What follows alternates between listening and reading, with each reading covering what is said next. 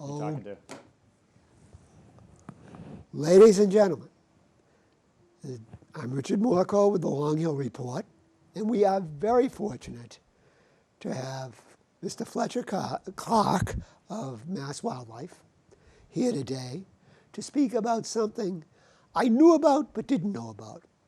It was about a year or so ago when this started cutting the place. 2 years ago. 2 years ago. On Long Hill in Brookfield, as opposed to where I'm from, Long Hill in West Brookfield, we started noticing trees dropping like flies. Well, maybe they don't drop like flies, but it looked cutting, a clear cut. And it looked like, uh-oh, we know what's happening. Because what has been happening in Massachusetts is you see trees go down, and you see solar panels go up, and it's the end of the world. Well, maybe not the end of the world, but somebody is doing some skullduggery to get that. And we're thinking, well, I think a few people, somebody made a bad deal, and we are being victimized. Well, it turned out we were all wrong, thank heaven.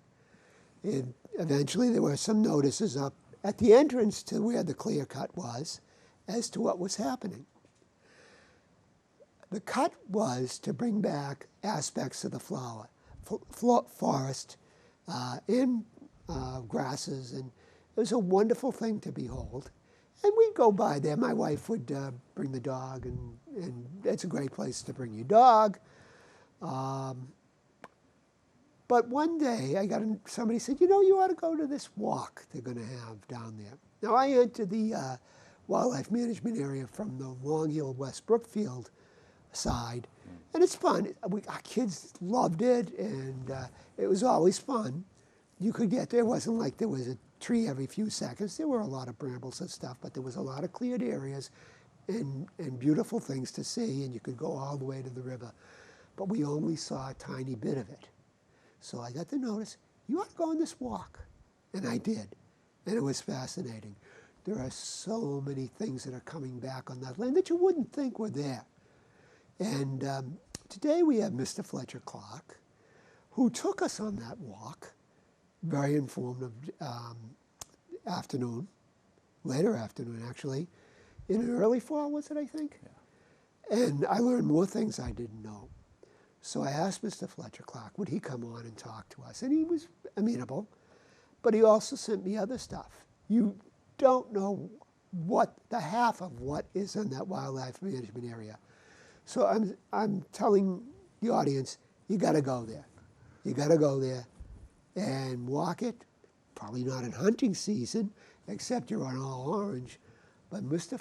Fletcher Clark can tell you about the marsh and everything that's unique about that area. But, Mr. Clark? Well, thanks, Richard. Appreciate it.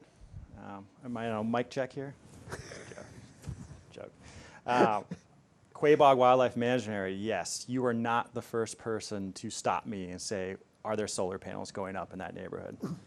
I got a couple swear words yelled at me, but once you explain to people what's going on, no, solar panels are not being put up at the Quaboag Wildlife Management Area. In fact, it's called the Wildlife Management Area. That's owned by MassWildlife, and our mission is to conserve the biodiversity in the Commonwealth. So what brought me, a habitat biologist, to the Quaboag Wildlife Management Area was really the first draw was the Quaboag River. That's the key. Quaboag River and the associated marshlands that are with the Quaboag. If you look at if you're on the bridge, and you see there's the river, and then there's those beautiful marshlands before it goes up to the uplands. Those marshlands are pretty much the best and biggest example of an intact marshland in Massachusetts. It hosts the full suite of marshland birds that are found in Massachusetts. It also has one of the best American bittern populations in all of southern New England. Really? And we also have globally rare plants that are also associated with that marshland. American bittern. American bittern. You know, they make the boom. Yeah. Yeah, those things they're cool. They're like storks. They stand there. Yeah. You ever seen them? Well, They're extremely elusive, but they're They're one of my favorite birds. Okay, my wife is getting into birding, Oh, yeah. so I'll set her on that quest. Keep her on. Well, I'll keep it going because we're all about. I think the theme's going to be birds. A lot of birds for this one. So when we're looking at this kind of bigger landscape scale, obviously you know the history of the Brookfields and the Quaboags. Before European settlement, the Nipmuc country, Yes, it was open country. Yeah. What were they doing? They were using fire as a tool Yes. to open up this country for whatever, for agriculture, for hunting opportunities, to create more vigor in oaks and hickories for nut production. So I was set to the task. It's like, Fletcher, go to Quaboag and get some high quality habitat started. I was like, whoa, that's perfect. It's right up my alley. I can do that. So starting like with the kid in the candy store. pretty much, actually, I have to admit, I kind of like my job. It was a kid in a candy store, but you don't just go in and start willy-nilly cutting trees down without knowing what's going on, right? So, knowing about the Quaboag River and its significance to the marshlands. I mean, it's a floating peat bog, right? Yeah. It's amazing. And then once you start, all right, Fletcher, go into the uplands and see what you can do to help kind of create this gradient, this mosaic of habitat types to this area. I'm like, okay, I can do that. So I started walking around and looking at the forest. It's littered with stone walls, so it's clearly agricultural history. A lot of oak, white oak tree group. There's red oak, scarlet oak. And then some other thing, I was like, oh yeah, it's stony, kind of well-drained soils, right? So I'm like, oh, there's low bush blueberry. That's kind of a heathland aspect. Oh, that's nice. And you start walking around and you're like, oh, there's a woodcock. That's great. Keep walking. Oh, there's some rough grouse drumming. You hear them over by the aspen. You're like, oh, all right, this place is, it's got some things going on. And then I came across like 2 pitch pine. So pitch pine are a fire-influenced tree, right? Thick bark. They like fire. Oaks are same thing. Oaks are a fire-adapted species. And I start thinking, I'm like, man, this has a history of fire in here. And we know this, right? We already know this from the history of Brookfield. That's a pretty good document from. It's the yellow covered, but Dr. Roy's book. Yeah. And there's another fellow who's written recently. I don't know how much he's done about habitat. I wish I could remember because he was. We did a show with him. The guy did the Nipmuc. Yeah. Yeah. Yeah. Yeah. We did a show with him. So there's actually some really great historical documentation Yeah. when, white people started pushing out the natives around here. So there's documentation of stuff. And so you start looking at it and you're like, wow, this is a fire community, right? And so part of my job as a habitat biologist is creating high quality habitat for the full suite of wildlife and plants in Massachusetts. But also a lot of it's a restoration work, right? So we're seeing we've done a really good job in the last 100 years of excluding fire from the landscape, right? We don't want fire because we have to protect private property. Right. But actually fire happens all over the place if we let it go, right? But over the last, I don't know how old you are, you're probably over 100, so maybe you saw that before that. 200. Yeah. So I had to get in there. You did. Yeah. You did. Yeah, thanks, young'un. Yeah. So we're not accustomed to seeing fire on the landscape, but actually it is. And in central Massachusetts, Worcester County, we have many spots throughout Worcester County that are actually largely fire-adapted communities that require fire for the whole suite of species that are there. Because you start to find things when you see these communities that are specialized species, right? So like the pitch pine, right? These are fire-adapted communities. Well, if you start to dig a little bit deeper and start to look at it, you're like, well, what's actually here? You're actually looking at these really well-drained soils that are actually they're really harsh environments to live, right? If you're like any type of animal or plant. As a gardener, just up a little, those rocks. Yeah, you know. Oh, yeah, I know. That's right, right, you know. So when these communities, like highly specialized species, actually have evolved and live in these areas. But since we've excluded fire and following farm abandonment, 1850, 1900, all the trees kind of grew up at the same time and all started closing in.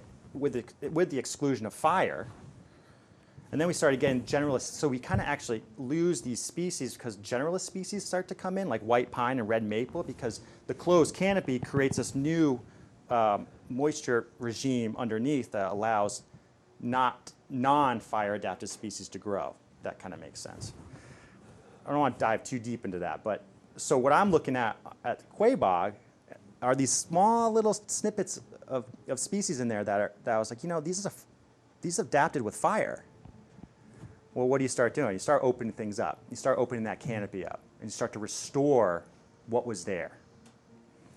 What you saw with the first tree clearing was a grassland restoration project that we started doing. So again, looking at the Quaboag River and the marshlands and then the uplands. And where I chose to do that grassland restoration was a site of an old dairy farm.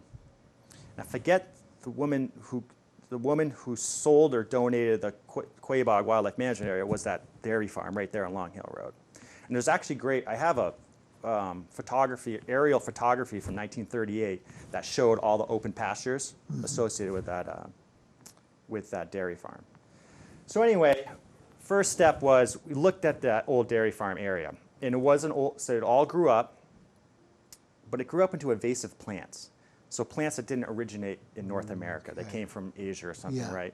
Oriental bittersweet being the #1 culprit. I can tell you one that along the edge of the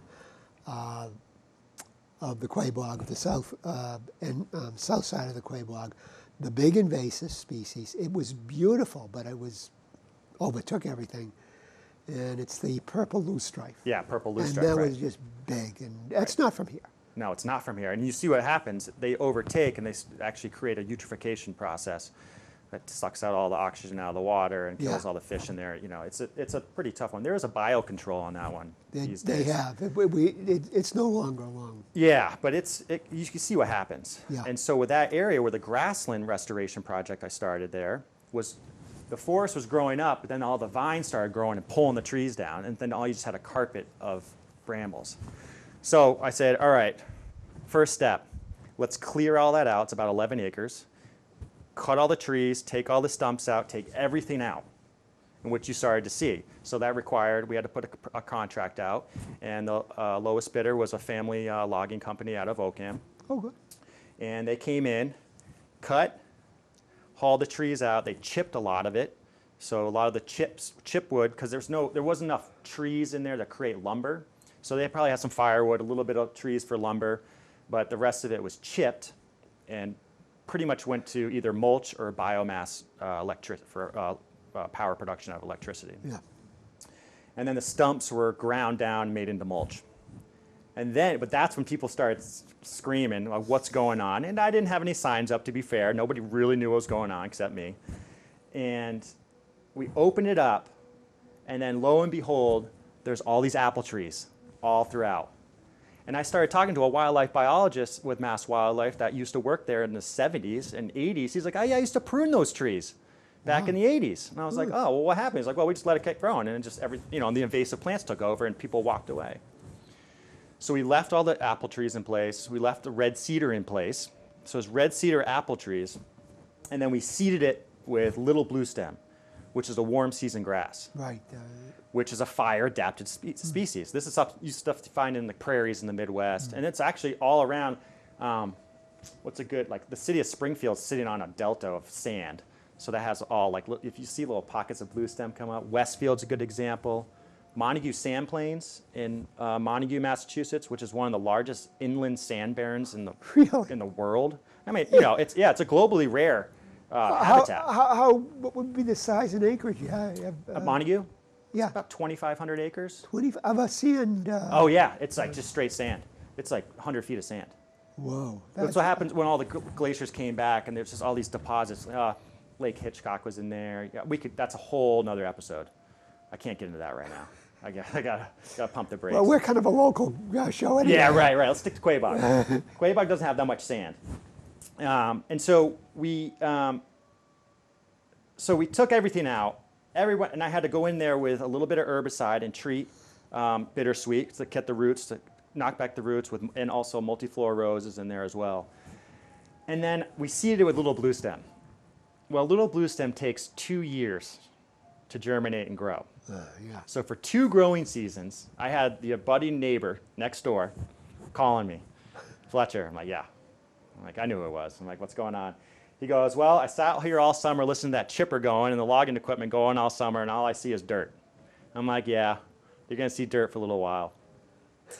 And then it was still more dirt, and then some weeds growing up, but just common grasses and some forbs. And we're coming in, but nothing major. And so after the second growing season, it come end of June, I go back, and I'm like, this totally failed. We're not getting what we want. I was like, oh my God, wow, this is a major project. I mean, total transformation, right? And I'm like, it's not working. So I call a couple of colleagues of mine. I go, hey, I need some help. Like, what do we do? Like, what's plan B here? I don't know what to do. So we go back in August. An ocean of little blue stem. I mean, you've seen it. I have. Beautiful. It's unbelievable. And some of the great things about little blue stem, I got all excited. I know it. Is it's a fire adapted system. All its biomass is in the roots, right? Like in the prairie states, those roots go 15 feet down. You mentioned that. Yeah. But the beauty of the little blue stem, so it's a warm season grass compared to what your lawn is, which is Kentucky blue stem, which is cool season. It's really thatchy. The little blue stem grows up, but with the beauty of it, it allows birds and everything to kind of maneuver on the bare mineral soil, because it doesn't create this thick hatch. They grow tall, but on the ground level, animals are able to move around, particularly bees. Like pollinators, ground nesting bees really love this stuff. And we didn't really know the extent of it. We actually did a major project, which is always ongoing, at Muddy Brook Wildlife Management Area in Hardwick. Right. So if you want to go look at another great, beautiful spot that we're seeing really great results back. Whippoorwill just returned back there after a 30-year hiatus. Really? There we had only about, I think it was like 32 or 42 species of bees recorded. After we did the restoration projects and everything grew back up, we got over 140 different bee species came back in there. No idea where they came from. They might have been there the whole time, but so the grassland's beautiful. So it's really good pollinator habitat. We'll get grassland birds will obviously come in. And the way it's perched up, I like to have this idea that the marshland birds coming into the Quaboag can see that grassland too and kind of come on over and have a little extra, grassland, I don't know, fun or whatever they may do in there, So that was heartening because I thought it failed. And I was like, even the loggers that did the project, they're like, hey man, we hunting there and I don't see anything happening. I'm like, I don't know, but last August, it finally came, and then we had the site walk, and we got to walk through it, and it was just really nice. And we stock pheasants in there, so the pheasant hunters really like that area now, too, because they're not walking through. Well, you couldn't even walk through it before with the invasive plants in there. Great. It's beautiful there. It is, and I'm glad you did what you did. And, Right. Well, we're not done. okay. Yeah, That's it. So that's phase 1. Phase 2 is we're going to cut a lot more trees and leave big, like legacy oaks with big healthy crowns, and we're going to have an open oakland savanna type in that area. So we're going to create a mosaic of things, right? All around is closed canopy forest. The Burr Brook comes right through this, right to in this portion of the Quaboag River. WMA, it goes into the Quaboag River, and that Burr Brook is beautiful. If you've been in there, you probably walked across it. We walked to it. We walked to it, right, yeah. Beavers have taken over and have created these beautiful swamps loaded with ducks, loaded with beaver, seen otter in there. I mean, it's a duck heaven back there. If you like ducks, you go back there. It's beautiful. It's really, like the beavers, have you ever read that book that came out, Eager? That new beaver book? No, I Yeah, didn't it's know called that. Eager, something about beavers. It's a really good book.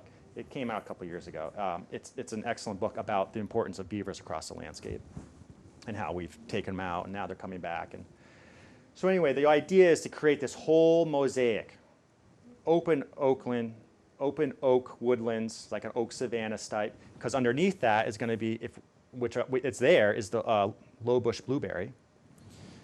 We'll have the grassland. There's aspen in there. We've cut some aspen. We cut probably about 10 acres so far the loggers left. We'll do another job. They'll come back hopefully this year to finish up. But within that one growing season, the aspen grew up 12 feet. Rough grouse love that stuff. But then where that grassland is, we'll have the grassland, we'll have the oak, open oak. There's some aspen right there. I have a white pine stand here. I'm going to keep as white pine and continue to grow white pine there. And it goes down to a field that we maintain at the bottom. There's apple trees around that. And then there's another aspen stand that's really mature. We're going to cut that so the root suckers grow back up and that really thick. You really want those like a lot of stems per acre, right? Because rabbits love that stuff. All those animals that, when that young forest grows up, they like that really thick stuff so they can hide and maneuver around, hide from predators, but they also nest in there and they feed in there. But then it goes right to the marsh, to the river. Right. So you're going to have this beautiful mosaic that just, it's pretty exciting. And then when I started off with fire, we're going to maintain it with prescribed fire. MassWildlife, we have a pretty good crew. I'm on that crew, the prescribed fire crew. We're all trained for prescribed fire, wildland firefighting as well. And we work with DCR a bunch on all that aspect. And so the idea is to kind of create this, open the area up, get some new growth over here, maintain this area with fire over here to keep that shrub layer going, that herbaceous and shrub layer happening, to create this really high quality habitat for everything. I mean, and this is, you know, here we are with Quaboag, but we're doing this regionally all over the place. So this is like restoration at work, like all over the state. You know, this is going to happen. So actually, just if you're thinking about like the Worcester County corridor there, like on the east side of the Quabbin, we're working at Quaboag, we're working in Belchertown, doing a similar barrens restoration in Belchertown. Hardwick at the Muddy Brook Wildlife Management Area, we're doing similar work. All the way up to Birch Hill, which is in Winchendon. Yeah. There's a seam of sand, essentially, and gravel that goes all the way to Keene. And that goes all the way down. That is this fire-influenced habitat. It's really great stuff. DCR Quabbin watershed folks are hopping on board now. There's a lot of stuff in New Salem that can be done. So we're identifying all these inland, it's like almost like these inland sand barrens. Wow. It's just, Quaboag's not very sandy. So we're Muddy Brook and Herm Covey and Belchertown, those are really sandy spots. But it's just these incredible, incredible areas that we didn't really know until you just start looking at it and start looking back in the history and like, wait a second, these were open areas historically. When did you guys get really into coming down and looking at that? Yeah, that's a good question. I've only been with MassWildlife. I'm going on my 4th year, so I'm new. But this has been going, Muddy Brook has been in the planning process for 12 years. They really started jumping on the active management about 7 years ago. So now we're just jumping on all this. I've got major projects going on in Miles Standish State Forest area down in Plymouth on the coastal sand plains. Cape Cod, we're doing a lot of work. And then we're just moving westward too and doing young forest habitat as well for all the songbirds and neotropical migrant birds that are flying everywhere. Am I talking too much? Probably. No, not at all. I do have, I hope you guys, when you do the fire, I think you should do the burns. But are you going to give us all warning because some people just don't get it? Well, that's exactly, it's true. So I want to go back to, this isn't just willy-nilly. This is all planned out. We do have a fire plan at Quaboag. It has to go through, there's a lot of work that needs to go, the planning process is huge because we have to do smoke management. Yes. Right? That's what people are really scared of. But ultimately, the jurisdiction comes down to the local fire chief. They sign off on it. Okay. So we can start planning all day long, but it really comes down to them. We work with them. Yeah. And it's great training opportunities for their crew if they want to help with us. You get notified. You get all the surrounding towns get notified. We have train tracks that run through there. Through the forest. Right? No, but on the other side, in case for smoke management. We're not there yet because what you need to do is when you do the tree removal, we have to do a whole tree harvesting, we call it, because we want the tops out as well. So we want fuel reduction, right? Yeah. So we want to cut the trees, pull all that material out, which we need a market for it, so that's where the chips come in for the biomass plant in Fitchburg or something, or mulching guys, or like greenhouses that need use modern wood heat for wood chips to heat their greenhouses. That reduces the fuel, right? Then we let things then we let nature takes course and let succession grow, because we want to see those plants come back, and that creates a fuel type that allows us to burn safely. It takes years. So it's not going to be over the weekend. It's not tomorrow. Yeah. No, because we got phase 2 is pretty big, so that needs to happen first, and then we need to get ready, and then we have to build like fuel breaks, where we can get equipment in and put things out. It's all planned out, so it's a pretty intensive. We're talking some serious active management over the long term. And when I talk about fire, the fire interval when we go in, it's not every year all day. It's like low intensity. Once every couple of years, you can start building the habitat, right? And then after that, it's maintenance. So you only come back every like 8 years or something. Oh. You know what I mean? But at first, it's a lot. Yeah. Like a lot in terms of ecological succession, right? And we're talking about nature here. We're not on our phone anymore being like, I want my instant gratification now, I know your boys, pointing at it, let's go, but, we got to take our time. Okay, we're not asking you to develop an app. I'm not doing an app. I do have a question. It's I kind of think I know the answer, but seeing as I got you here, we moved to our land onto our land in 1989. And we went out in the back, and a forester pointed out we had shoots of the American chestnut growing up. He said they're going to be, they don't come up. They're not going to stay up. Right. Well, the ones on our property did get up to about 25 or 30 feet. Yeah. And I said, we're going to have the miracle here.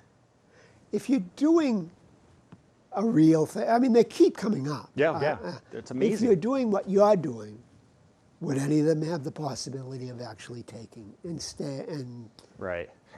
The answer is probably no. There are some that have stuck around and actually produced seed. But the Chestnut Society, Chestnut Foundation, they're doing a lot of work. But now you're getting to another.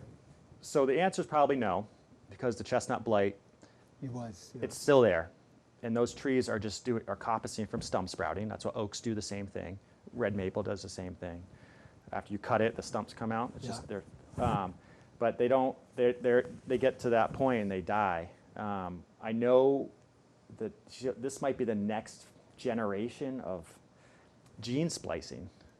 That's what it would have to be. And so the U.S. Forest Service has a resistant American chestnut, but it's spliced with, I don't know, a Japanese or a Chinese variety that's resistant to the blight, but they don't want to release it to the wild yet because, you don't know what it's going to do. It's kind of invasive. And it's exactly. So that's the next phase. So when I was talking about these invasive plants, what's been going on in south central Massachusetts the last couple of years? Gypsy moth defoliation. Yes, right? All the leaves came off all the oaks. Yeah. That's an invasive insect. It's cyclical, and we had these last couple of years has been exacerbated because we had past droughts. These past droughts they linger on trees for a while. So if you have a drought one year, the tree might be fine, but the next 2 to 3, 4 years, the tree starts to get stressed. If you saw my land and all the trees that have come down, exactly. It's been interesting. And so part of our work, our active management for habitat, is also, we call it climate resiliency or ecological resiliency. We're trying to create these resilient landscapes that can deal with the weather events that we're getting, but all these pest and disease outbreaks we're getting on trees. I mean, it's pretty sad. This area got hit pretty hard with the gypsy moth. And what really happened was the gypsy moth, so the drought, then the gypsy moth stressed all the trees, but a native insect, the two-line chestnut borer, which is native to the area, actually was the one that dealt the final blow to a lot of the oaks, because it was this positive feedback because all the oaks are so stressed, their population exploded, even though it's a native species that we deal with all the time. Yeah, it's like, so what do you do? Just start gene splicing? I don't know. Is that the next thing? Or do you let everything go to invasive plants and create monocultures of just invasive plants that didn't evolve here? Well, I have a lot of relatives who definitely need gene splicing, but I don't know about invasive species or anything. Tell me about it. I might be reticent to do that. Right. Well, this has been a very informative half hour, Fletcher, and I'm so grateful that you came. Yeah, thanks for inviting me. And this is something that I think you've got to do more of. Yeah. We're very grateful to have had Fletcher Clark on the Long Hill Report to talk about the Quaboag Wildlife Management Area. And he's talked about a lot of other areas. Keep your ears to the ground because who knows, they may do another walk and you do not want to pass it up. Thank you very much. Thank you.